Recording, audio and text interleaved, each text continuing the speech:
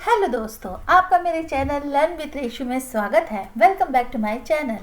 आज मैं आपको बताने जा रही हूँ कि HTML कैसे हम जावा में कैसे हम यूज़ कर सकते हैं।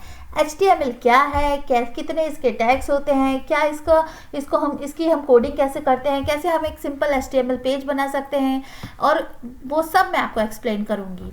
वीडियो थोड़ा लंबा होगा, लेकिन आप प्लीज़ इस वीडियो को पूरा देखिएगा ताकि आपको HTML से रिलेटेड सारी जानकारी आपको मिल सके। तो चलिए शुरू करते हैं HTML। तो दोस्तों, कोडिंग स्टार्ट करने से पहले मैं आपको थोड़ा एक्सप्लेन करती हूँ कि HTML आखिर होता क्या है। तो what is HTML? HTML stands for hyper text markup language. मतलब कि हम मार्कअप्स के थ्रू, टैग्स के थ्रू हम किसी भी वेबसाइट को डिज़ाइन कर सकते हैं HTML में। HTML एक ऐसी लैंग्वेज है जिसमें हमें किसी IDE की ज़रूरत नहीं होती है। हम सिंपल एक नोटपैड या हम किसी टेक्स्ट एडिटर के में कोड करके भी हमें वेबसाइट डिज़ाइन कर सकते हैं। HTML बहुत ही बेसिक और हम कह सकते हैं कि सबसे शुरुआती लैंग्वेज है फ्रंट एंड यूज़र्स के लिए, फ्रंट एंड डेवलपर्स के लिए। तो जब हमें कोई ऐसा डेवलपर जिसे फ्रंट एंड में अपना स्कोप दिख रहा है, फ्रंट एंड डेवलपर बनना है, उसको स्टार्ट करना है, अगर सीखना कि प्रोग्रामिंग क्या होती है, कैसे हम फ्रंट एंड डेवलपर बन सकते हैं, तो वो HTML से उसे स्टार्ट करना चाहिए।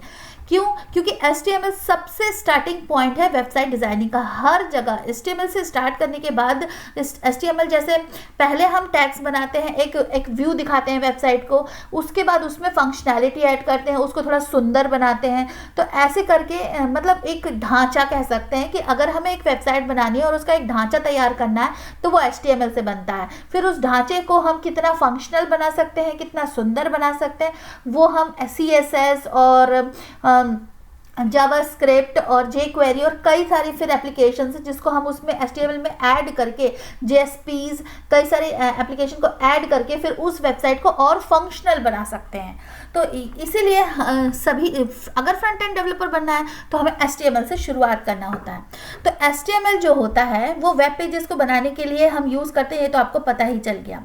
ठीक है, इसमें जो स्ट्रक्चर होता है वो वेब पेज को डिस्क्राइब करता है। ये सीरीज, इसमें कई सारे एलिमेंट्स होते हैं, जैसे कि टैग्स होते हैं, पैराग्राफ्स होते हैं। मैं आगे अभी आपको बताऊंगी, मैं सिर्फ अभी एक डेफिनेशन दे रही हूँ। तो ये क्या करता है, ये ब्राउज़र को ये दिखाता है, बताता है कि हमें किस टाइप का कंटेंट डिस्प्ले करना है। जब आप गूगल में कुछ सर्च करते हो या कुछ भी कीवर्ड सर्च करते हो तो एक पेज खुलकर आता है। तो वो जो पेज सामने खुलकर आता है उसका जो ढांचा है वो HTML में बना होता है। तो हमारे को जब हमें वेब पेज दिखता है तो वो वेब पेज में क्या कंटेंट हमें दिखना चाहिए, क्या कंटेंट किस फॉन्ट का होना चाहिए, कैसा उसका लुक होना चाहिए, सब HTML डिसाइड करता है। ठीक है, इसका कई ज़्यादा पार्ट HTML डिसाइड करता है।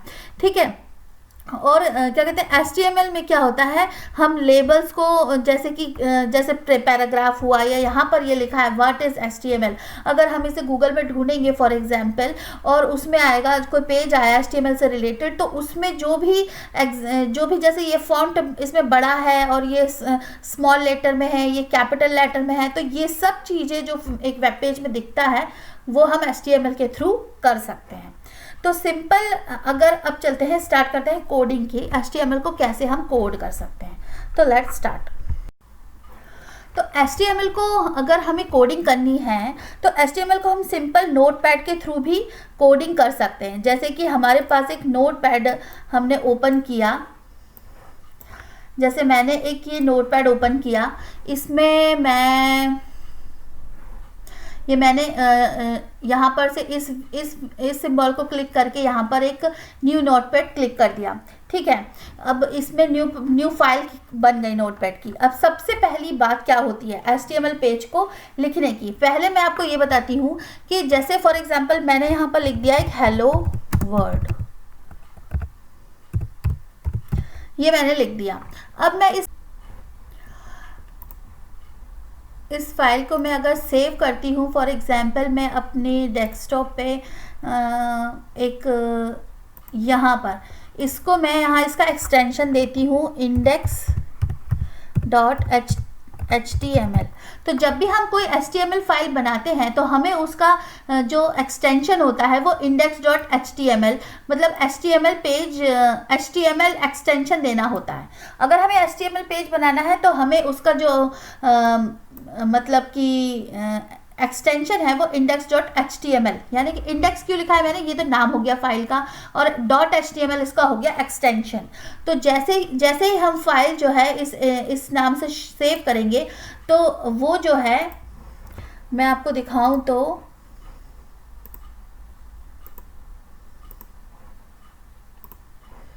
वो फाइल कुछ इस तरीके से सेव हो जाएगी। तो देखिए ये जो हो गई हमारी index.html नाम की फाइल सेव हो गई। अब ये जो है ये ई का फॉर्म इसलिए बना है क्योंकि मेरा default web browser internet explorer है। तो देखिए यहाँ पर अब मैं जब इसे ओपन करूँगी तो मेरे पास कुछ इस तरीके से पेज खुल के आएगा जिसमें मेरा ये फाइल नेम है और यहाँ मुझे लिख कर आया है हेलो वर्ल्ड। मैंने स्पेलिंग यहाँ पर मिस्टेक जानबूझ के लिखी थी ताकि आपको समझ में आए। तो देखिए यहाँ पर मैंने हेलो की स्पेलिंग HELOO लिखा था, तो देखिए यहाँ पर भी वही स्पेलिंग आई हेलो वर्ल्ड। ये थोड़ा फनी है लेकिन देख सकते हैं आप। तो यहाँ पर आप देख सकते हैं कि जैसे ही हमने इसका एक्सटेंशन .html किया तो ये हमारे पास एक HTML वेब पेज खुलकर आ गया।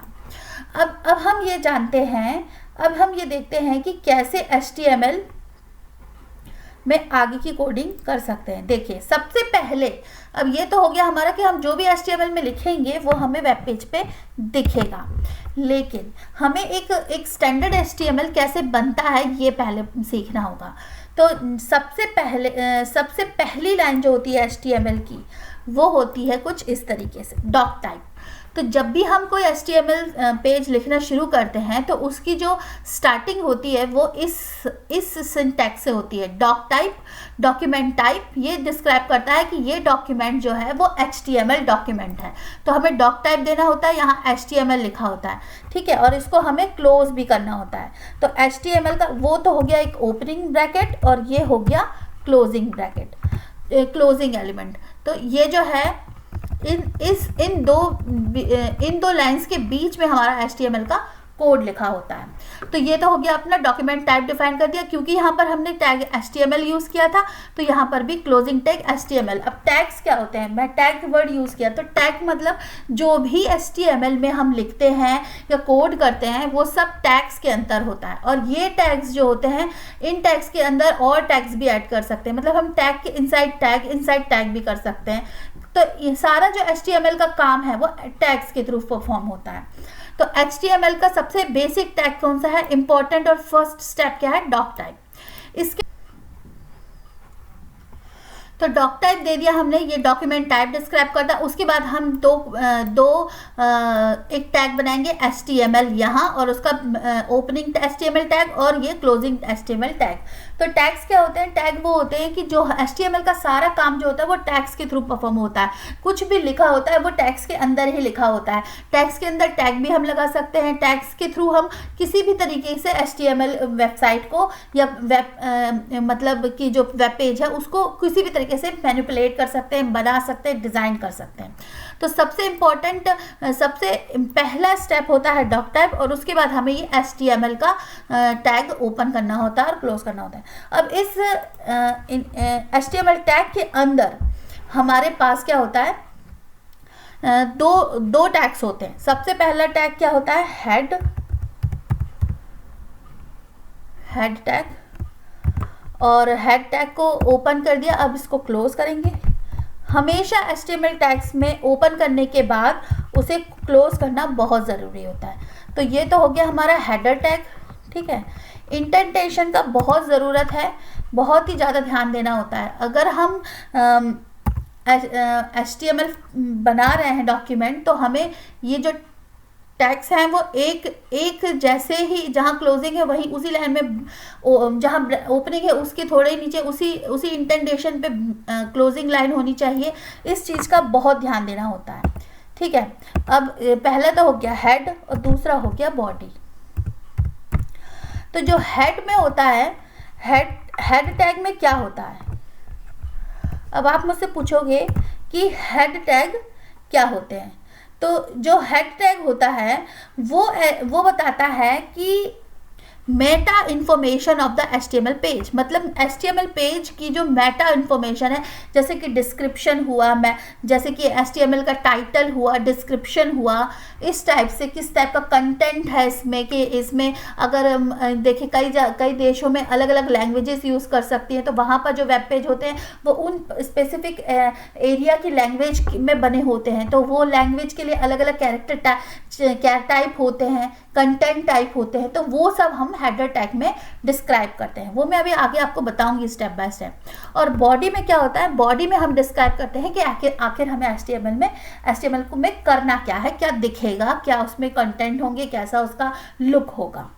ठीक है, तो बॉडी एलिमेंट क्या होता है, कंटेनर की तरह बिहेव करता है कि इसमें सारे कंटेंट्स जो होते हैं, जैसे कि heading, paragraph, image, hyperlink, tables, lists, ये सब डिफाइन होती है। और हेड में क्या होता है, ये जो है मेटा इन्फॉर्मेशन को डिफाइन करता है। HTML एलिमेंट क्या होता है, ये रूट एलिमेंट होता है। ये जो टैग है HTML, ये रूट है, मतलब इस रूट के अंदर ही सारे टैग्स आते हैं। ठीक है, और डॉक टाइप क्या होता है, डॉक्यूमेंट को डिस्क्राइब करता है कि ये डॉक्यूमेंट किस टाइप का है, HTML डॉक्यूमेंट किस टाइप का है। ठीक है, अब मैं इसमें आपको बताती हूँ कि कैसे हम इस हेड टैग और बॉडी टैग में इंफॉर्मेशन को लिख सकते हैं। तो जैसे कि फॉर एग्जांपल हमारा पेज अभी आप देख रहे हैं, मैं इसको सेव करती हूँ और रन करती हूँ, तो आप अगर मैं इसको रिफ्रेश करूँगी तो यहाँ कुछ नहीं देख रहे हैं। लेकिन जैसे मैं राइट क्लिक करके यहाँ इंस्पेक्ट एलिमेंट करती हूँ, तो देखिए,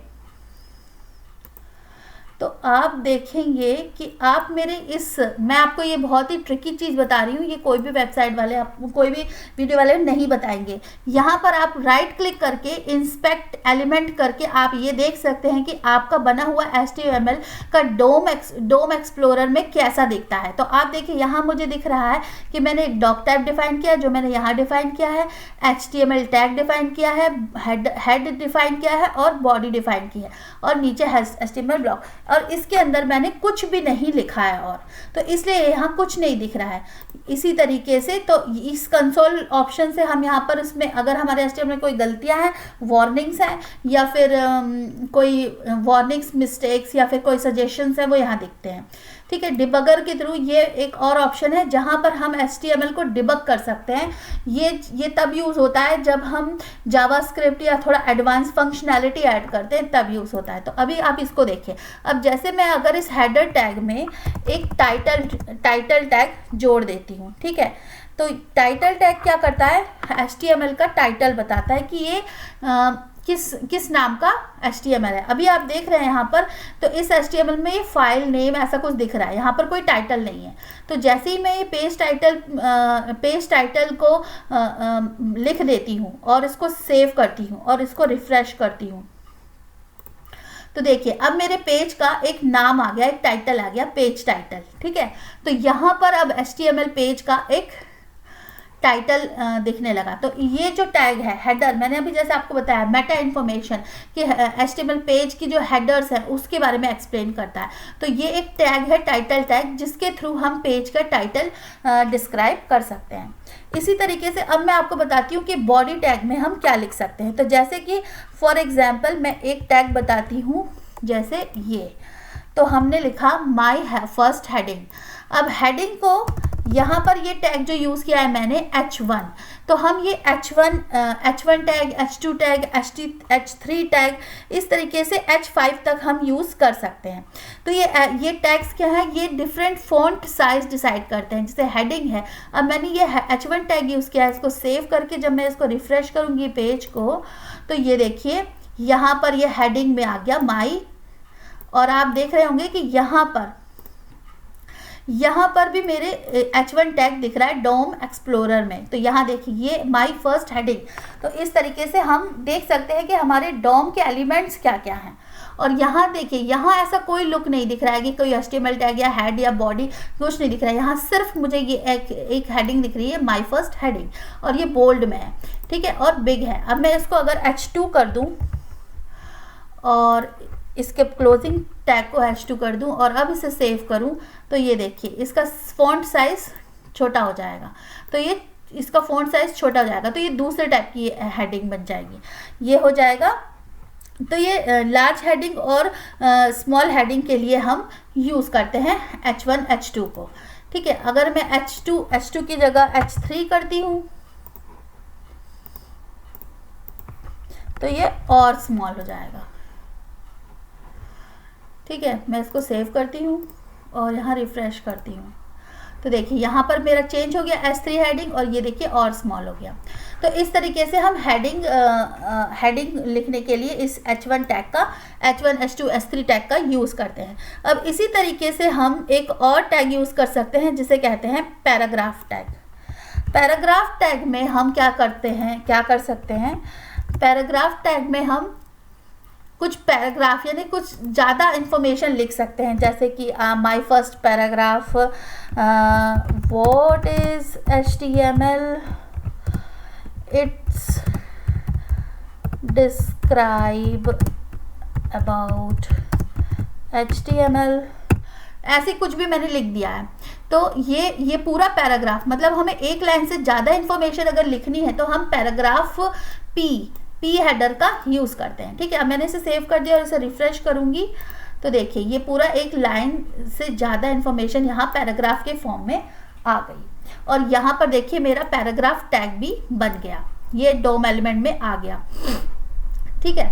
अब मैं आपको बताती हूँ मतलब कि ये तो हो गए मेरा HTML का बेसिक इंट्रोडक्शन। अब मैं आपको बताती हूँ कि एलिमेंट्स क्या क्या होते हैं HTML के, ठीक है। मैं यहाँ पर आपको नोटपैड एडिटर से HTML को बनाना बता रही हूँ। ये बिल्कुल बेसिक चीज़ है।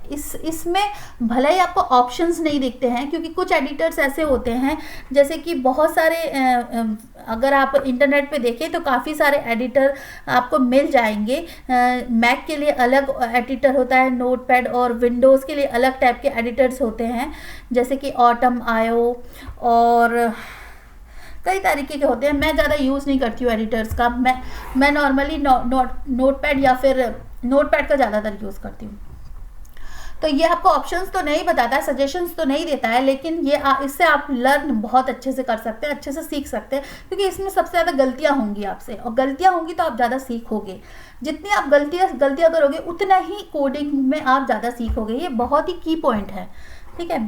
तो मैं इसमें ज़्यादा नहीं समझाऊंगी इस टॉपिक को, और अब मैं आपको बेसिक्स के बारे में बताती हूँ कि HTML के बेसिक्स चीज़ें क्या होती हैं।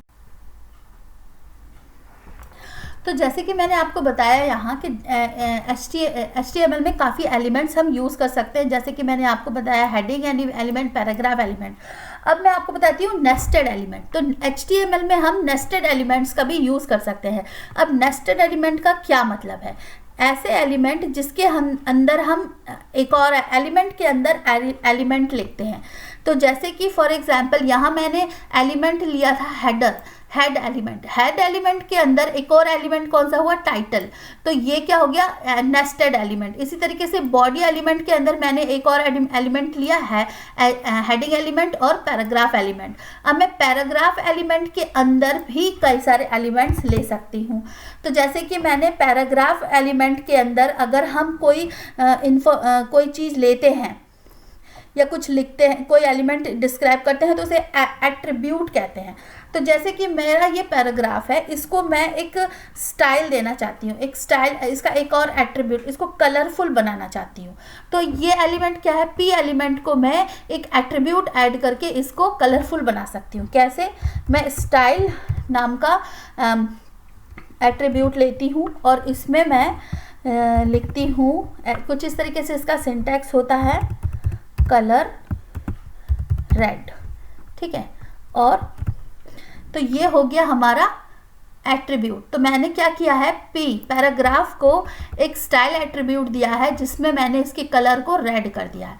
अब जब मैं इसे सेव करूंगी तो आप देखेंगे यहाँ पर कि ये रेड कलर का बन गया। देखिए तो क्या है कि एलिमेंट के अंदर हम एलिमेंट्स डिफाइन कर सकते हैं और एलिमेंट्स के अंदर हम एट्रीब्यूट डिफाइन करके उनके फॉन्ट को, उनके कलर को और उनको थोड़ा स्टाइल दे सकते हैं। तो यहाँ मैंने स्टाइलिंग करके इस पैराग्राफ एलिमेंट को कलर दिया और यहाँ देखिए मैं यहाँ डॉम एलिमेंट में ये देख सकती हूँ कि मेरा जो स्टाइलिंग है वो कलर रेड यहाँ पर दिख रहा है और यहाँ पर इनलाइन स्टाइल भी आ गया। पहले ये स्टाइल कुछ नहीं था, अब यहाँ पर स्टाइलिंग ऑप्शन भी आ गया रेड। ठीक है, तो इस तरीके से हम एलिमेंट्स को स्टाइल दे सकते हैं। अब तो जैसे कि मैंने आपको ये पैराग्राफ एलिमेंट एक्सप्लेन किया, इसमें मैं एक एम्प्टी एलिमेंट टाइप का भी एक एलिमेंट होता है जिसमें क्या होता है कि एक ही एलिमेंट होता है। जैसे कि माय फर्स्ट पैराग्राफ, अब मैं इसके बाद लिख दूं BR। ठीक है, तो ये है एक एम्प्टी एलिमेंट जिसमें कुछ भी नहीं है अंदर और ये सिर्फ एक सिंगल एलिमेंट है। इसको हम पैराग्राफ एलिमेंट के अंदर यूज कर रहे हैं, तो ये एलिमेंट के अंदर एलिमेंट। अब देखिए क्या होगा कि इसको इस लाइन के बाद एक ब्रेक लगेगा और फिर ये होगा। तो देखिए जैसे मैं इसको करती हूँ तो यहाँ पर देखिए इसके बाद ब्रेक लाइन हुआ और फिर ये यहाँ आ गया।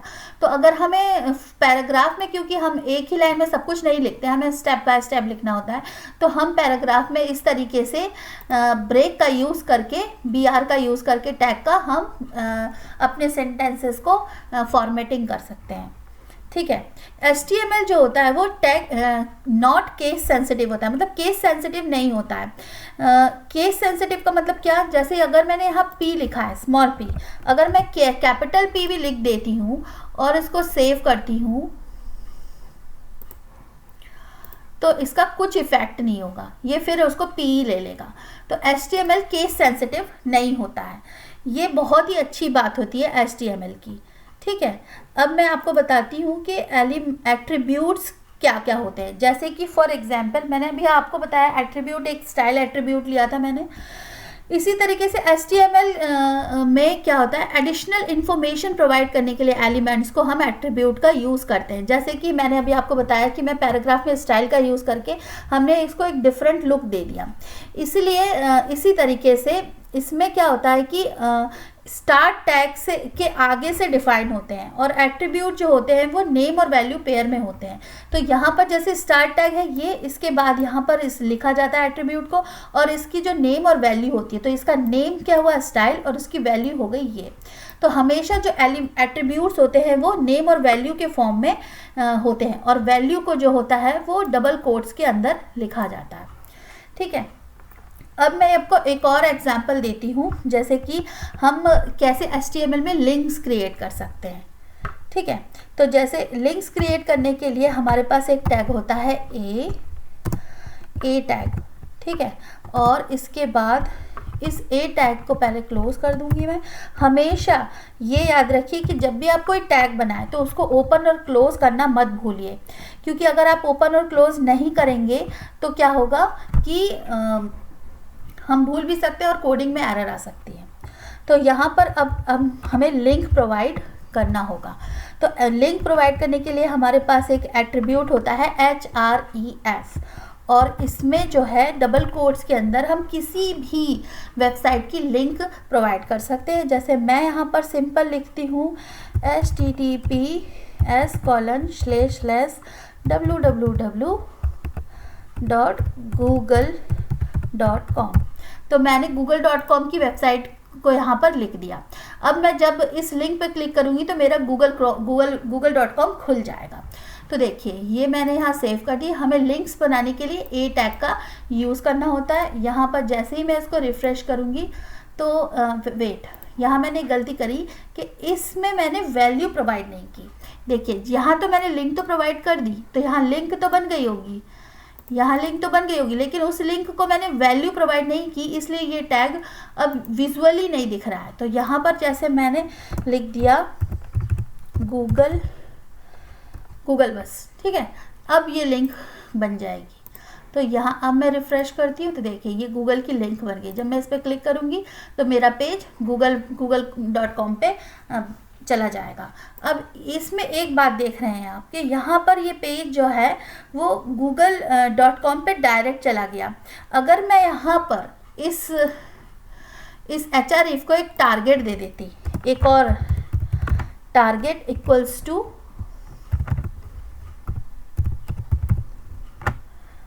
ब्लैंक, तो क्या होता?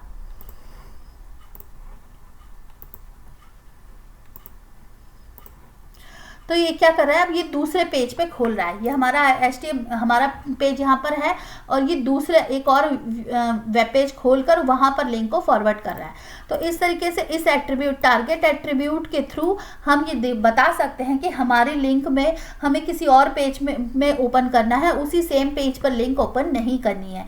ये बहुत ही इंपॉर्टेंट चीज़ होती है, क्योंकि कभी कभी हम वेबसाइट्स बनाते हैं और उसमें हम पेज में दूसरे जगह की लिंक पेस्ट करते हैं या किसी और पेज में हमें फॉरवर्ड करना होता है, तो अगर वो उसी पेज में ओवरलैप होकर ओपन हो जाएगी तो फिर हमारा जो पहले से पेज खुला है वो चला जाएगा।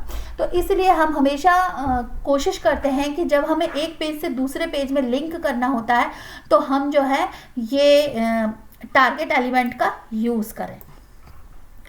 ठीक है, अब ये तो हो गया किसी और लिंक को ओपन करना है। अगर मुझे मान लो इसी एक और फाइल जो मेरे ही लैपटॉप में एक स्पेस पे फाइल जमा है, फाइल अगर है, या मुझे किसी और अपने ही प्रोग्राम में, अपने ही प्रोजेक्ट में किसी और फाइल, किसी और HTML फाइल को लिंक करना है, तो वो कैसे करेंगे?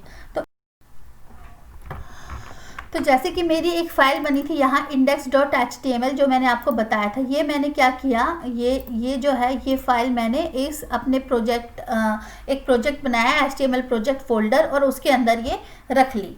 अब मुझे मान लो एक और फाइल बनानी है, इंडेक्स दूसरी फाइल, जिसका नाम मैं रखूँगी फॉर एग्जाम्पल main.html, और ये txt हटा दूंगी, ये ज़रूरी है, एक्सटेंशन को ज़रूर चेंज करिए।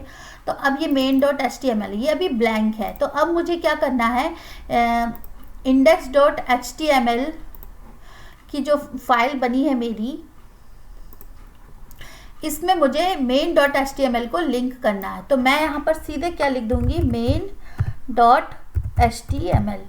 अब क्योंकि मेरी ये main.html फाइल जो है वो सेम फोल्डर में रखी हुई है, इसलिए जब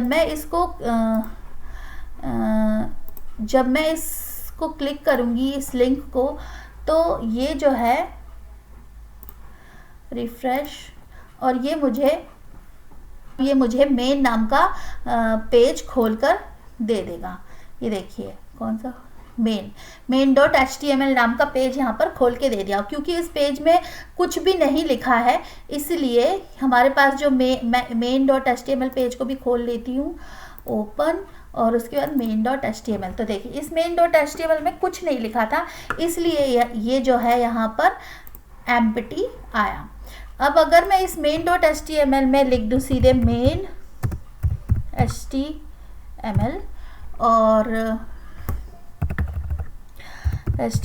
और इसको थोड़ा फॉन्ट, इसका जो है फॉन्ट बड़ा कर देती हूँ ताकि आपको आसानी से दिखे। तो ये फॉन्ट बड़ा कर दिया, इसे सेव कर दिया। तो अब जब मैं इस main.html को रिफ़्रेश करूँगी तो इसका जो मुझे इसका फॉन्ट भी मैं बढ़ा देती हूँ। तो देखिए ये यहाँ पर main.html लिख के आ गया। अब जैसे कि ये तो मैंने आपको बताया कि कैसे हम एक पेज से दूसरे पेज में लिंक कर सकते हैं। ठीक है, अब मैं आपको क्या बता रही थी, हाँ, तो मैंने आपको बताया एक लिंक एलिमेंट का मैंने आपको एग्जांपल दिया। तो मैंने आपको हेडिंग बता दिए, हेडिंग में हम किस टाइप से 6 टाइप की हेडिंग होती है ये मैंने बताया, पैराग्राफ बताया, और स्टाइलिंग के भी बारे में मैंने बताया, और लिंक के बारे में बताया। अब मैं आपको क्या बताती हूँ, अब मैं आपको बताती हूँ कि कैसे हम फॉर्मेटिंग कर सकते हैं, टेक्स्ट की फॉर्मेटिंग हम कैसे कर सकते हैं। मतलब जैसे ये जो लिखा है माय फर्स्ट हेडिंग, ये जो ये पैराग्राफ में लिखा है, इस टेक्स्ट को हम कैसे डिफरेंट एलिमेंट्स के थ्रू इसकी फ़ॉन्ट और इसकी साइज़, इसका जो ओरिएंटेशन है, ये कैसा, इसका इटैलिक फॉर्मेट, ये सब चेंज कर सकते हैं। तो सबसे इम्पॉर्टेंट एक मैं आपको बताती हूँ कि अगर मेरा ये जैसे पैराग्राफ में माय फर्स्ट पैराग्राफ लिखा है, अगर मैं इसे बोल्ड करना चाहूँ तो बोल्ड एलिमेंट होता है बी। अब अगर मैं यहाँ बी को इसका स्टार्टिंग किया और इसका क्लोजिंग टैग, तो ये जो है, अब मैंने बी टैग का यूज़ किया यहाँ पर, बोल्ड टैग का, तो ये क्या कर देगा, अब इस माय फर्स्ट पैराग्राफ को बोल्ड में लिख देगा। देखिए इसको मैं यहाँ रिफ्रेश करती हूँ, तो देखिए मैं इसको थोड़ा बड़ा कर देती हूँ।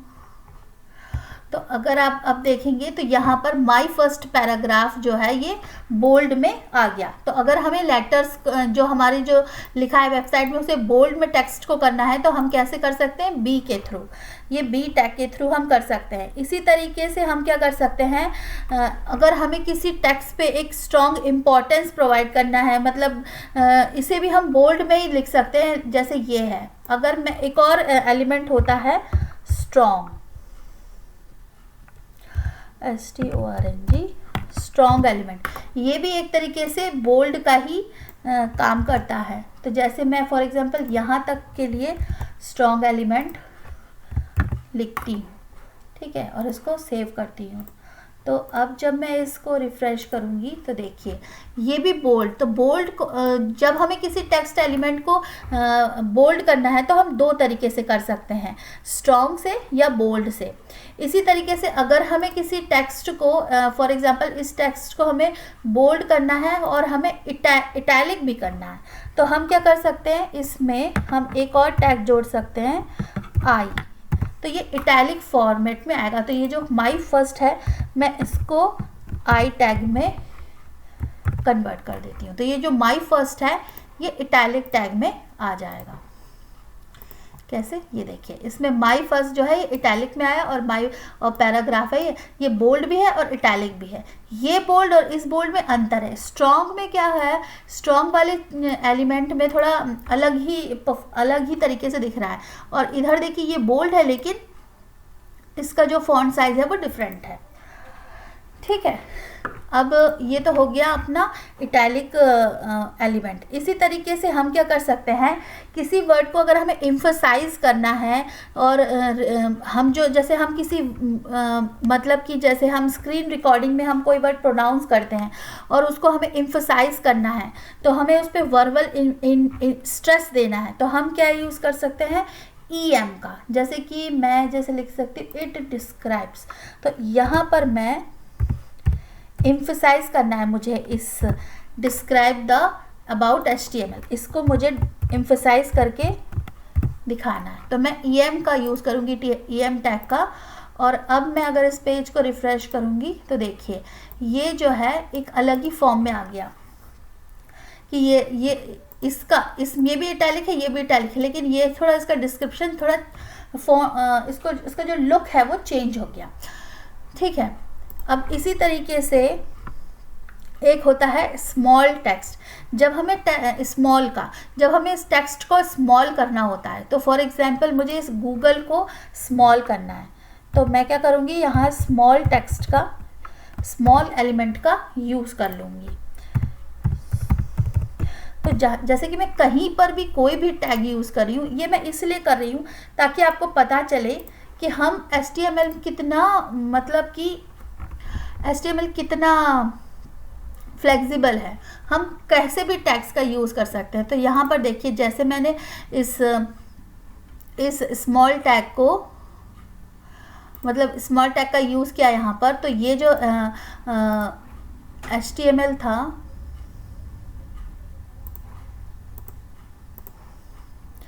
ये अलग, ये चेंज हो गया, ठीक है, इसका लुक चेंज हो गया। मैं इसको यहाँ पर भी यूज़ कर सकती हूँ, जैसे कि फॉर एग्जांपल मुझे HTML को सिर्फ स्मॉल बनाना है, ठीक है, ये। तो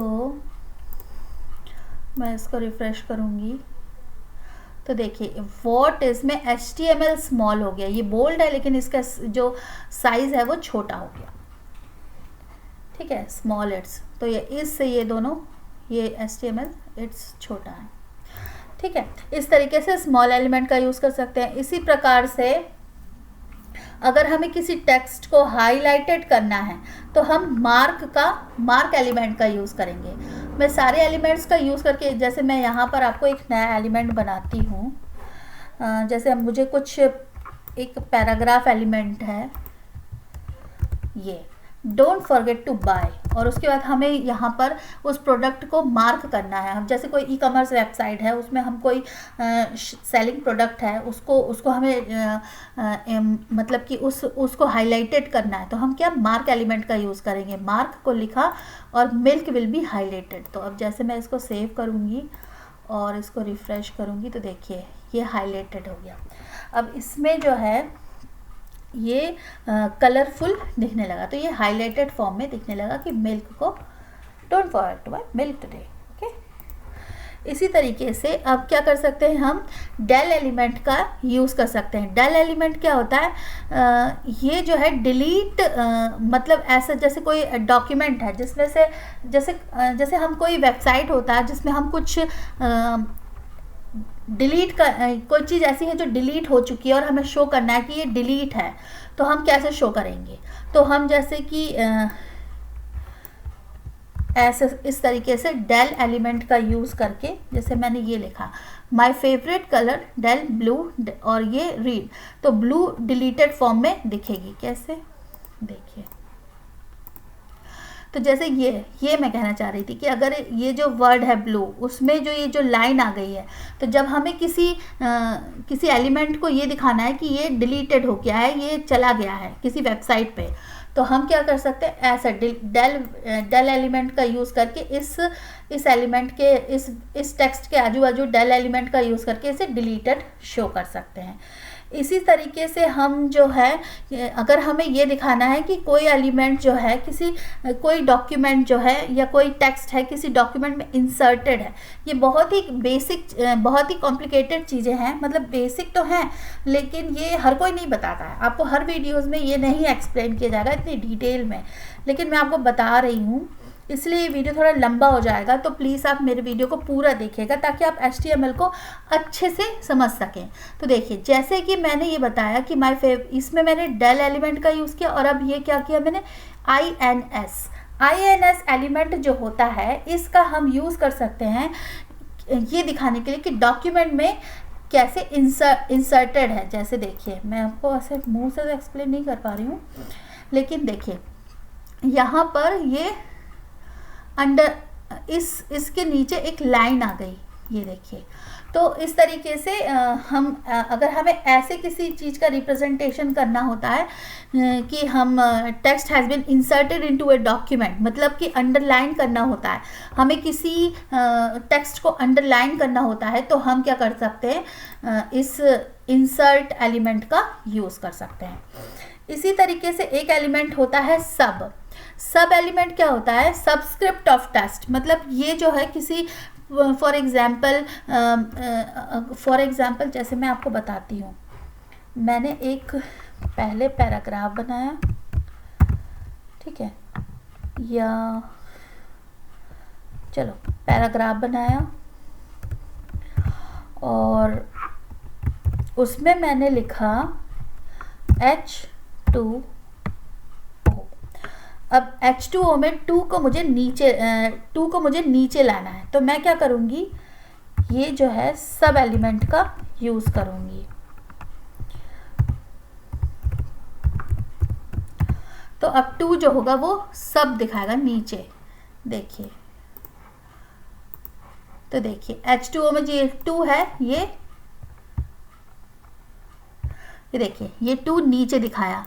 तो इस तरीके से जब हमें वर्ड्स की फॉर्मेटिंग करनी होती है कि हमें डिफरेंट टाइप से, जैसे पावर ऑफ, अगर हमें ऊपर जैसे 10 टू द पावर ऑफ 2 लिखना है फॉर एग्जांपल, तो अब जैसे मैं यहाँ पर 10 लिख दूँ, 10, और यहाँ एक और एलिमेंट होता है सुप, मतलब सुप का यूज़ करके हम अब ऊपर लिख सकते हैं। जैसे सब का यूज़ करके नीचे लिख सकते थे, वैसे ही सुप का यूज़ करके हम ऊपर लिख सकते। तो अब 10 के ऊपर 2 आएगा, कुछ इस तरीके से 10 टू द पावर 2।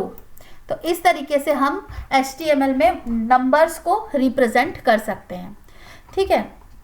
तो ये तो हो गए आपको कि टेक्स्ट में फॉर्मेटिंग एलिमेंट्स क्या क्या होते हैं। सबसे पहला था बोल्ड टेक्स्ट, हम कैसे टेक्स्ट को बोल्ड कर सकते हैं। दूसरा था एम्फेसाइज टेक्स्ट, कैसे हम एम्फेसाइज कर सकते हैं, ये वाला मैंने बताया था।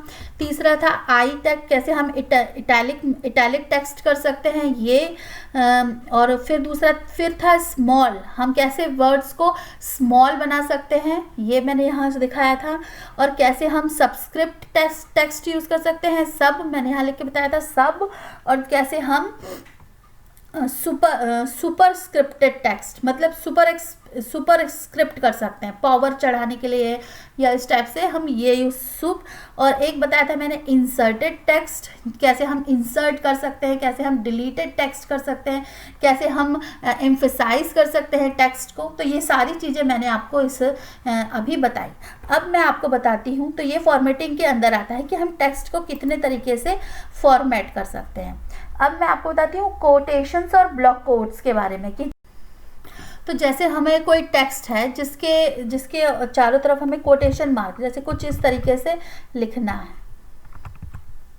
तो अगर जैसे मैंने ये लिखा और इसे सेव किया तो देखिए यहाँ पर तो ऐसा आ गया, लेकिन हम क्या कर सकते हैं, कोटेशन टाइटल टैग का यूज़ करके भी कोटेशन दे सकते हैं। तो वो कैसे देंगे, अब जैसे ये तो हमने सिंपल तरीके से किया, लेकिन हम कोटेशन टैग का यूज़ करके भी ये काम कर सकते थे। कैसे कि यहाँ पर मैं क्या करती, क्यू टैग का यूज़ करती और अब यहाँ मैंने कोटेशन नहीं दिया है, फिर भी ये कोटेशन आएगा। देखिए ये कोटेशन में आ गए। तो इस तरीके से हम टेक्स्ट की और तरीके कोटेशन मार्क लगा सकते हैं। अब क्या होता है एब्रीविएशन एक टेक्स्ट होता है, एक टाइटल होता है, सॉरी एलिमेंट होता है। ये जो क्या होता है एक्रोनिम्स को डिफाइन करते हैं। जैसे कि फॉर एग्जांपल जैसे हम गूगल सर्च इंजन में हम डालते हैं HTML CSS, तो HTML को हाइपर टेक्स्ट मार्कअप लैंग्वेज कहते हैं, लेकिन हम सिर्फ HTML लिख देते हैं।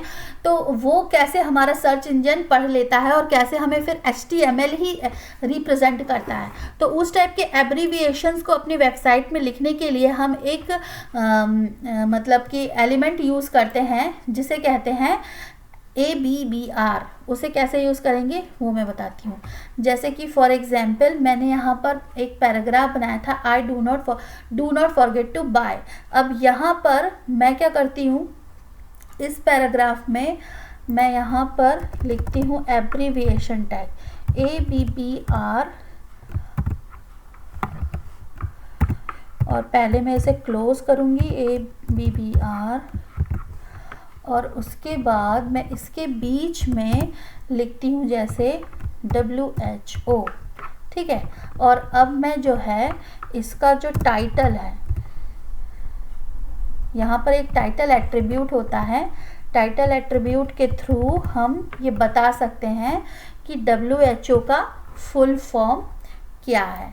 तो WHO का फुल फॉर्म होता है वर्ल्ड हेल्थ ऑर्गेनाइजेशन। तो जैसे अब ये एब्रीविएशन टैग का यूज़ कर लिया हमने WHO को रिप्रेजेंट करने के लिए, तो जब भी जहाँ पर भी वेबसाइट में हमने फॉर एग्जांपल WHO लिखा है, तो ये इसके एब्रीविएशन को देखकर हमें जब सर्च करेगा गूगल में कोई WHO, तो इस वेबसाइट को भी ओपन कर देगा कि यहाँ पर इसका एब्रीविएशन डिफाइन है। तो यहाँ तो WHO आया, लेकिन इसका एब्रीविएशन क्योंकि हमने वर्ल्ड ऑर्गेनाइजेशन डिफाइन किया है, तो जब कोई बंदा सर्च करेगा WHO, तो मेरी जो बनाई हुई पेज है वो भी ओपन होगा। तो इस चीज़ में हम यूज़ करते हैं एब्रीविएशन टैग का। तो इसी तरीके से हम क्या कर सकते हैं, एक और टैग होता है एड्रेस टैग। जब फॉर एग्जांपल वेबसाइट्स में हमें किसी एड्रेस को डिफाइन करना होता है तो हम एड्रेस टैग का यूज़ कर सकते हैं। एड्रेस टैग कुछ इस तरीके से डिफाइन होता है। फॉर एग्जांपल यहाँ मुझे नीचे एक एड्रेस लिखना है, ये मेरा एड्रेस है, ठीक है। अब मुझे इसे शो करना है वेबसाइट पर, तो यहाँ मैंने एड्रेस को इनिशलाइज किया, यहाँ पर मैंने बंद किया, क्लोजिंग टैग किया, और उसके बाद जो हमारे इन्फॉर्मेशन है जैसे कि नेम, फिर BR टैग का यूज़ किया, विजिटर्स BR टैग का, और ये तो ये एड्रेस के फॉर्म में दिखेगा। देखिए कैसे, जब मैं इसे सेव करूँगी और यहाँ तो देखिए ये बिल्कुल उसी तरीके से एड्रेस के फॉर्म में दिख रहा है। तो ये हो गया एड्रेस टैग। एक और टैग होता है जिसे कहते हैं साइट टैग। फॉर एग्जांपल हमें किसी वेबसाइट पर साइट डिफाइन करनी है, जैसे कि कोई साइट है, जैसे ये एड्रेस है, उसके बाद हमें यहाँ नीचे साइट डिफाइन करनी है। तो यहाँ पर जैसे मैं लिखती हूँ द लर्न विथ रेशो, ठीक है, रेशो लिख दिया, सॉरी, रेशो। तो ये हमारे पास एक साइट है और इसे हमें साइट के फॉर्म में दिखाना है, तो ये थोड़ा इटैलिक फॉन्ट में दिखेगा। देखिए जैसे मैं इसको रिफ्रेश करूँगी तो यहाँ देखिए ये जो है the learn with ratio site bye Edward, तो इस तरीके से मतलब हमें ये साइट है ऐसा कुछ दिखेगा, अलग ही दिख जाएगा। ये फॉन्ट फॉर्मेटिंग है, तो इनका हम इस तरीके से यूज़ कर सकते हैं इनका। अब जैसे फॉर एग्जांपल मुझे यहाँ लिखा है बाय एडवर्ड मुंज, अब इसको मुझे बाई डायरेक्शनल फॉर्म में लिखना है, जैसे यहाँ से स्टार्ट करना है, उल्टा लिखना है, तो कैसे लिखेंगे? तो जैसे कि मैं एक टैग होता है ये वाला, इस तरीके से BDO। अब इसमें डायरेक्शन बताया होता है राइट टू लेफ्ट और लेफ्ट टू राइट, तो मैं यहाँ पर राइट टू लेफ्ट लिख रही हूँ और ये मैंने इसको डिफाइन कर दिया और इसको मैं क्लोज कर दूँगी। तो जैसे ये इतना पार्ट ये उल्टा दिखेगा, राइट टू लेफ्ट डायरेक्शन में दिखेगा।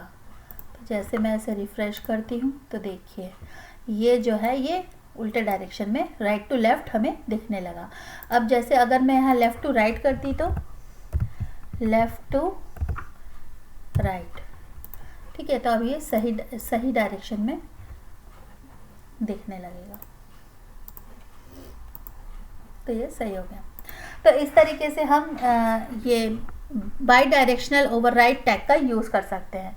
अब जैसे फॉर एग्जांपल हमें HTML में कमेंट्स लिखने हैं, कमेंट्स की क्यों ज़रूरत पड़ती है? देखिए सबसे पहली बात तो है कि ये एक प्रोग्रामिंग लैंग्वेज है, तो प्रोग्रामर्स जब कभी कभी कोई कोड लिखते हैं और उन्हें ऐसी कोई हिंट छोड़नी होती है कि कोई, जैसे फॉर एग्जांपल ये लाइन डिफाइन है, अब ये क्यों डिफाइन है और इसका क्या मतलब है, ये उन्हें किसी दूसरे प्रोग्रामर जब वो कोड देखें उनको बताना है, तो हम क्या कर सकते हैं, एक कमेंट टैग का यूज़ कर सकते हैं। कैसे? ये है ऐसे, इस big bracket exclamation sign dash dash और फिर यहाँ पर हमारा जो भी टेक्स्ट है ये मैंने यहाँ लिखा है दिस इज़ अ कमेंट, और फिर यहाँ पर इससे डैश डैश और small letter greater than smaller than, तो ये ग्रेटर देन का साइन है और ये स्मॉलर देन का साइन है, तो ये इस तरीके से हम इसे रिप्रेजेंट कर सकते हैं। ठीक है, टैग्स का मेनली तभी यूज़ होता है जब हमें किसी इन्फॉर्मेशन के बारे में कुछ बताना होता है कि हाँ ये इसलिए लिखा है हमने, या ऐसा कुछ कमेंट डालना होता है। अब HTML में एक और बहुत अच्छी चीज़ है कलरिंग, तो हम टेक्स्ट के कलर चेंज कर सकते हैं और बैकग्राउंड कलर चेंज कर सकते हैं, तो हम स्टाइलिंग कर सकते हैं CSS से भी, मतलब HTML में बेसिक स्टाइलिंग कर सकते हैं हम, और अगर हमें एडवांस स्टाइलिंग करनी है तो फिर वो हम CSS के थ्रू करते हैं। CSS क्या होता है, कैस्केडिंग स्टाइल शीट जो होती है उसमें क्या होता है कि हम कैस्केडिंग करके, मतलब एक टेक्नोलॉजी होती है CSS जिसका यूज़ करके हम वेबसाइट्स को और सुंदर बना सकते हैं। लेकिन जो बेसिक स्टाइलिंग है जैसे टेक्स्ट का कलर चेंज करना, उसका बैकग्राउंड चेंज करना, वो हम HTML के थ्रू स्टाइल टैग के थ्रू भी कर सकते हैं। जैसे मैंने यहाँ बताया था स्टार्टिंग में, इस स्टाइल टैग के थ्रू मैंने कलर चेंज किया था। अगर मुझे यहाँ पर बैकग्राउंड चेंज करना होता तो मैं क्या लिखती, यहाँ सिंपल लिख देती बैकग्राउंड डैश कलर। तो अब देखिए ये बैकग्राउंड डैश कलर करने से इसका कलर जो है वो रेड हो जाएगा, बैकग्राउंड भी। तो देखिए इस पूरे पैराग्राफ का बैकग्राउंड रेड हो गया। इस तरीके से हम बैकग्राउंड को चेंज कर सकते हैं, बैकग्राउंड के कलर को। दूसरा क्या कर सकते हैं, हम बॉर्डर भी बना सकते हैं। तो जैसे अगर मुझे इस पैराग्राफ में एक बॉर्डर बनाना है तो हम यहाँ पर स्टाइल में बॉर्डर टैग का यूज़ कर लेंगे।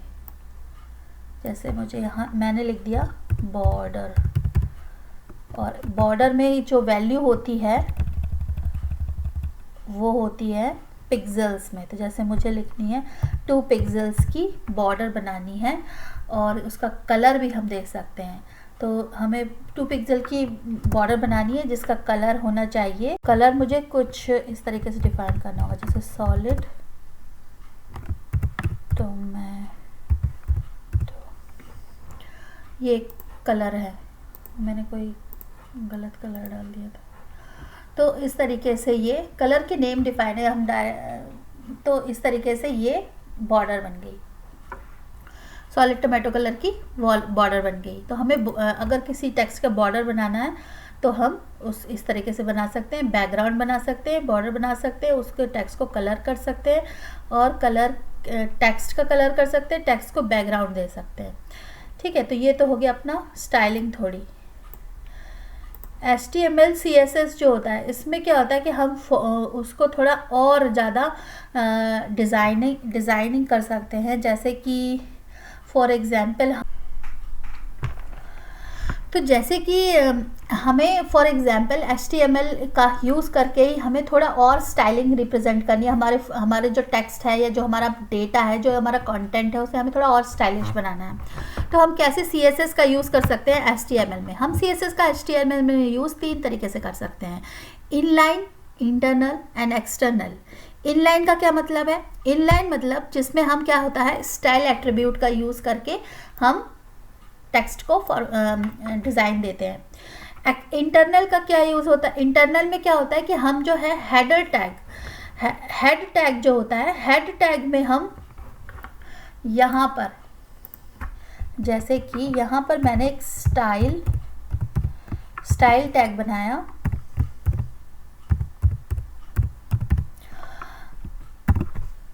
तो हेड टैग के अंदर भी हम स्टाइलिंग दे सकते हैं। कैसे?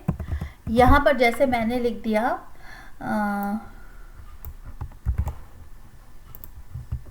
कुछ इस तरीके से, ठीक है। तो अब ये क्या बोल रहा है स्टाइल टैग, कि ये बोल रहा है कि बॉडी का कलर, बैकग्राउंड कलर हमारे पास पावर ब्लू कलर का कर दो। H1 हेडर जो कि यहाँ है नहीं, तो मैं H1 हेडर इसको कन्वर्ट कर देती हूँ। तो इस H1 हेडर को ब्लू कलर कर दो, और P तो काफ़ी सारे हैं, उनको रेड कर दो। ठीक है, तो अब जब मैंने स्टाइलिंग दे दी, तो अब जितने भी यहाँ एलिमेंट है उनकी स्टाइल चेंज हो जाएगी। देखिए, तो यहाँ पर बॉडी जो है वो किस कलर की हो गई? बैकग्राउंड। अब बॉडी टैग जो था वो पूरा, बॉडी के अंदर तो सब कुछ था, तो सब कुछ का बैकग्राउंड कलर चेंज हो गया। अब हेडिंग टैग जो थी, हमारी हेडिंग क्या थी? ये माय फर्स्ट हेडिंग, तो इसे इसने ब्लू बना दिया। और जितने भी P मतलब जितने भी पैराग्राफ थे उनका कलर रेड कर दिया। तो यहाँ पर देखिए, ये पेज अभी जो पहले मैंने बनाया था उससे कितना ही डिफरेंट और सुंदर लग रहा है। ठीक है, थोड़ी सी हमने स्टाइलिंग CSS को ऐड किया तो हमारा पेज कितना सुंदर लगने लगा। तो इसी तरीके से हम CSS को इंटरनली ऐड करके स्टाइलिंग कर सकते हैं। एक्सटर्नली तो मतलब इनलाइन तो मैंने आपको बताया इस तरीके से, और इंटरनल मैंने बताया ऐसे स्टाइल टैग को ऐड करके। अब तीसरा वे है एक्सटर्नल। एक्सटर्नल क्या होता है? एक्सटर्नल में हम क्या कर सकते हैं, हम लिंक एलिमेंट का यूज़ करके कर सकते हैं। वो क्या होता है कि एक्सटर्नल CSS फाइल ऐड कर दो और उसमें उसका लिंक प्रोवाइड कर दो हमारे इस पेज में, और उसके बाद उसमें CSS डिफाइन कर दो। कैसे?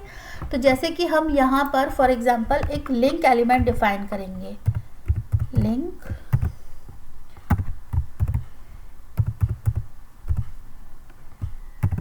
तो ये लिंक एलिमेंट हमने डिफाइन किया। इसमें लिंक एलिमेंट को हम इस तरीके से भी क्लोज कर सकते हैं, और हम इस तरीके से भी क्लोज कर सकते हैं ऐसे। अब देखिए, अब इस लिंक एलिमेंट में मैं एक एट्रीब्यूट होता है रेल, इसमें क्या होता है, इसमें ये हमें पाथ मतलब कि हमें नाम देना होता है हमारी डॉक्यूमेंट का।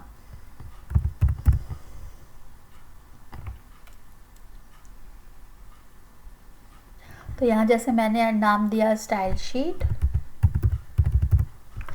और दूसरा होता है href, ये तो सेम जैसे जो ए के लिए हमने यूज़ किया था यहाँ ए टैग के लिए, उसमें हमने लिंक प्रोवाइड की थी, उसी तरीके से यहाँ पर हमें उस फाइल का लिंक प्रोवाइड करनी होती है। तो style.css फॉर एग्जांपल, अब मेरे पास style.css नाम की कोई फाइल नहीं है, तो इसीलिए ये जो लिंक है कोई काम नहीं करेगी, लेकिन और इस फाइल का नाम है ठीक है। तो अब मैं क्या करती हूँ, मेरे इस फोल्डर में एक style.css नाम की फाइल बनाती हूँ, style.css, और ये टेक्स्ट को हटा देती हूँ। तो ये बन गई मेरी style.css नाम की फाइल। अब मैं इसे ओपन करती हूँ और इस फाइल में मैं जैसे कि एक कोड लिखती हूँ। कैसे? सेम जो मैंने वहाँ डिफ़ाइन किया था, जो मैंने यहाँ डिफ़ाइन किया था ये बॉडी में, तो ये सेम चीज़ मैं इसको कॉपी कर लेती हूँ और मैं इस फाइल में लिख देती हूँ। तो ये क्या होगा, एक्सटर्नली इस फाइल को पढ़ेगा। और अब मैं यहाँ से ये स्टाइल टैग हटा देती हूँ ताकि हमें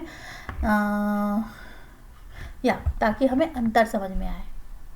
या मैं एक और एक्सपेरिमेंट करती हूँ। मेरे पास मेन फाइल है, तो मैं इसका ये भाग मेन HTML में पेस्ट करती हूँ और यहाँ पर से ये स्टाइल एलिमेंट हटा देती हूँ और कुछ यहाँ से ये चीज़ें हटा देती हूँ ताकि थोड़ा डिफरेंस दिखे। ठीक है, तो अब मैंने क्या किया, style.css नाम की फाइल मेन उसमें मेन HTML में ऐड कर दी, और यहाँ जो मैंने मेन फाइल का दिया था, हाँ ठीक है, तो ये दिया है। और ये जब हम क्लिक करेंगे तो main.html खुल जाएगा। तो अब देखते हैं क्या होता है। ये जो है हमारा यूट्यूब वीडियो ये जो हमारा index.html है, ये खुल गई। अब जब मैंने गूगल पे क्लिक करूँगी तो मेरे पास main.html फाइल खुलेगी कुछ इस तरीके से, जिसमें मैंने कुछ ही चीज़ें लिखी थी। तो इस तरीके से देखिए आप, main.html फाइल जो है मेरी स्टाइल शीट को पढ़ा उसने, जो कि मेरी ये style.css फाइल को पढ़ा, और यहाँ पर उसी तरीके से जैसे index.html में स्टाइलिंग थी, वैसे ही इसने main.html में स्टाइलिंग कर दी। तो ये थोड़ा डिफरेंस दिखे, इसलिए मैंने main.html में बताया। तो इस तरीके से मैंने एक फाइल से दूसरे फाइल को लिंक किया, ये यहाँ ओपन हुई और इसमें स्टाइल शीट ने एक्सटर्नली हमने स्टाइल शीट को ऐड किया, और CSS कोडिंग के थ्रू ये वेबसाइट भी या ये वेब पेज भी कलरफुल हो गया, या डिज़ाइन हो गई इसमें। अब इसके बाद मैं आपको कुछ और बताना चाहती हूँ, किसमें, लिंक टैग में। जैसे कि मैंने यहाँ पर आपको लिंक टैग बताया था A, तो इसमें मैंने आपको एक टारगेट बताया था ब्लैंक। इसी तरीके से हम टारगेट को कई तरीके से लिख सकते हैं, जैसे कि सेल्फ। अगर हम यहाँ टारगेट में सेल्फ लिखते तो ये क्या करता, उसी जगह खोल देता। ये बहुत सारे पेज खोल रहे हैं इसलिए कन्फ्यूज़न हो रहा है, तो मैं इन्हें क्लोज़ कर देती हूँ पहले, क्लोज ऑल टैब। अब मैं क्या करती हूँ, यहाँ जाती हूँ और इसको ओपन करती हूँ। तो अब ये मेरा index.html खुल गया। अब जो है मैंने क्या किया था, हाँ, मैंने A टैग में ये जो मेरा जब मैंने सेल्फ को क्लिक किया तो ये जो है टारगेट सेल्फ, तो सेल्फ क्या करता है, ओपन मैंने यहाँ जो ये डैश था इसे आगे पीछे लगा दिया, इसे आगे लगाना था इस तरीके से। तो अब क्या होगा, जब मैं ये index.html में ये खोलूँगी तो ये इसी पेज पे खुल जाएगा। तो सेल्फ से क्या होता है, ये ओपन करता है डॉक्यूमेंट को सेम विंडो में। अब अगर हम कुछ नहीं लगाएंगे तो भी सेम विंडो में ही ओपन करेगा, लेकिन ये जो है फंक्शनैलिटीज़ हैं जिसका हम यूज़ कर सकते हैं। इसलिए यहाँ पर फॉर एग्जांपल एक और फोल्डर होता जिसका नाम हम रखते हैं सेकंड फॉर एग्जांपल। ठीक है, अब इस main.html को मैं सेकंड में ट्रांसफ़र कर देती हूँ। ठीक है, तो अब अगर मैं इसको कॉल करूँगी index.html में, तो ये can not display a page बताएगा। क्यों बताया? क्योंकि अब जो है main.html नहीं मिला इसे। क्यों? क्योंकि हमने जो है main.html को दूसरे फोल्डर में रख दिया था। तो अब क्या करेंगे हम, यहाँ पर main.html को यहाँ पर इसका ये स्लैश और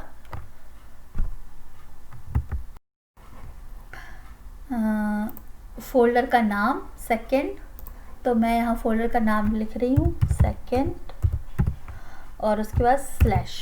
तो अब जो है अब ये इस सेकेंड फोल्डर में जाएगा और वहाँ से main.html को लेगा। तो देखिए यहाँ पर जैसे मैं रिफ्रेश किया तो अब इसने main.html को ओपन कर दिया। ठीक है, लेकिन आप यहाँ पर देख रहे हैं, मैंने एक चीज़ यहाँ देखिए कि जब मैंने यहाँ पर यहाँ पर स्लैश हटा दिया था मैंने, क्योंकि ये सिर्फ सेकंड, क्योंकि इसके अंदर ही है तो इसलिए सेकंड आएगा सिर्फ। तो यहाँ देखिए main.html जो जब ये ओपन हुआ तो इसमें अब स्टाइलिंग नहीं आई। क्यों? क्योंकि जहाँ पर जो मैंने main.html मेरी फाइल है उसमें स्टाइल शीट का जो URL दिया है वो सिर्फ stylesheet.html दिया है। अब ये क्योंकि इसके अंदर नहीं है, इस फोल्डर के अंदर नहीं है, इसलिए इसने यहाँ पर कलर नहीं दिया। लेकिन जब मैं इसको सेकेंड स्लैश style.css कर दूंगी और अब मैं इस पेज को रिफ्रेश करूंगी,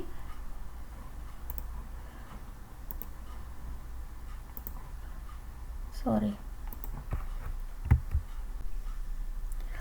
तो यहाँ पर आपने देखा कि ये जो स्टाइल शीट है वो इस फोल्डर के अंदर नहीं है, इसलिए मुझे ये बाहर है, इसलिए मुझे इस पेज में इसका कलर नहीं दिखा।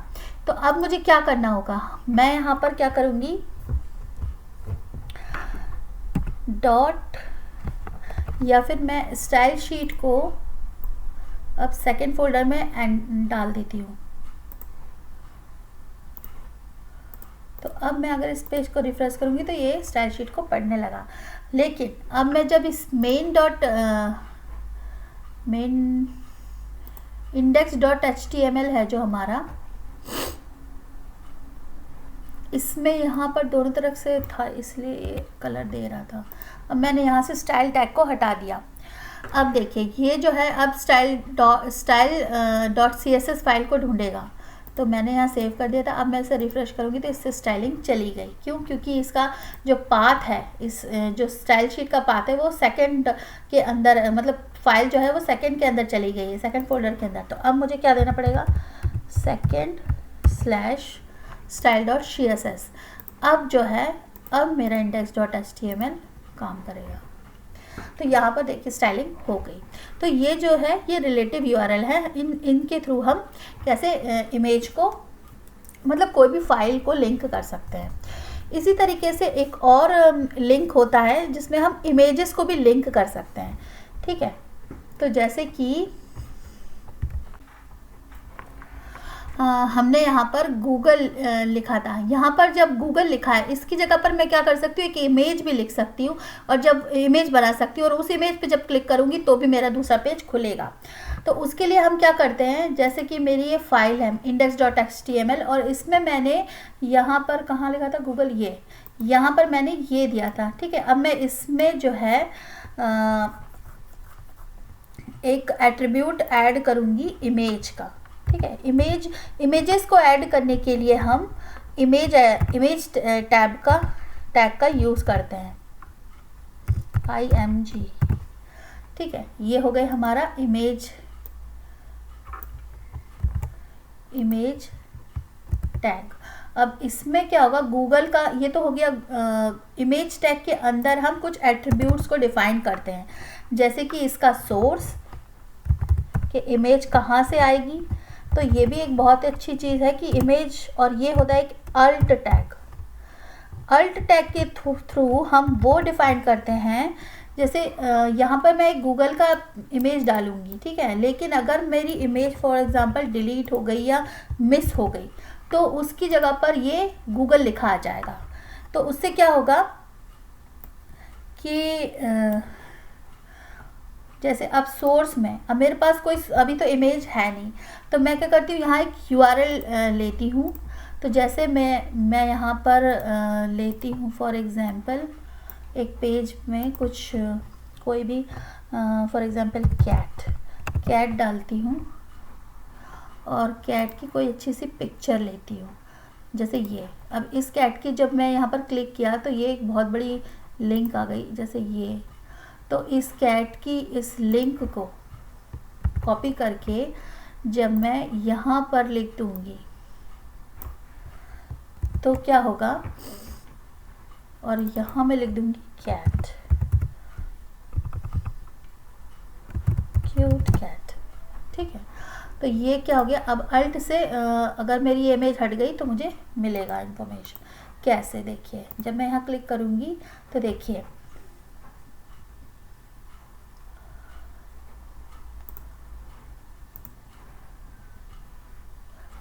मैंने जो है इस लिंक को गलत जगह कॉपी, हाँ आप ये देख सकते हैं कि यह मैंने गलती कर दी थी। तो यहाँ सोर्स में कुछ नहीं था, तो यहाँ पर आपने देखा कि यहाँ पर क्या आया, क्यूट कैट क्योंकि यहाँ पर इमेज का जो सोर्स था वो नहीं था, तो अल्ट में जो लिखा था वो आ गया। तो मैं यही बताना चाह रही थी, चलो अच्छा वो एक्सीडेंटली पता चल गया। तो मैं यही बताना चाह रही थी कि कैसे हम इस अल्ट टैग का यूज़ कर सकते हैं। और इसे अब मैं जब सोर्स में डाल दूँगी तो क्या होगा, ये एक लिंक बन जाएगी। और यहाँ पर वेट, ये लिंक थोड़ी बड़ी है ना, इसलिए इसने ये ऐसा कर दिया।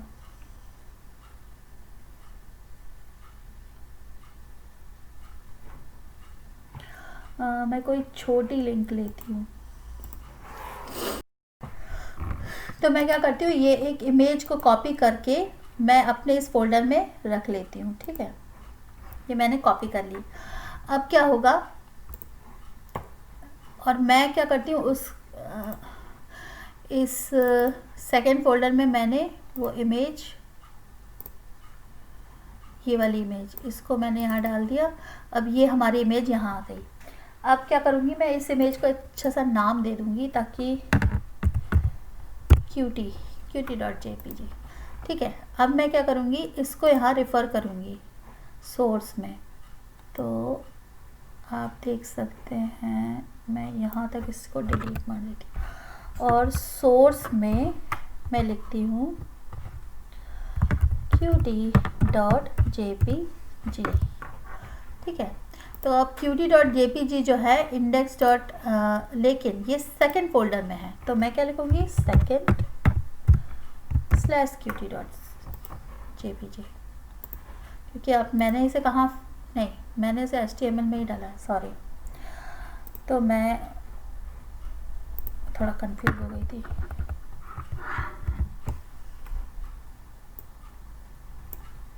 ये अब मुझे इसकी इमेज दिखेगी फाइनली, शायद ये देखिए। अब देखिए ये इमेज कितनी बड़ी है। जब मैं इस पर क्लिक करूँगी तो मैं मेन डॉट जो मेरे मेन डॉट HTML पेज पे आने वाली थी, लेकिन यहाँ पर वो पेज अभी अलाउ नहीं कर रहा है।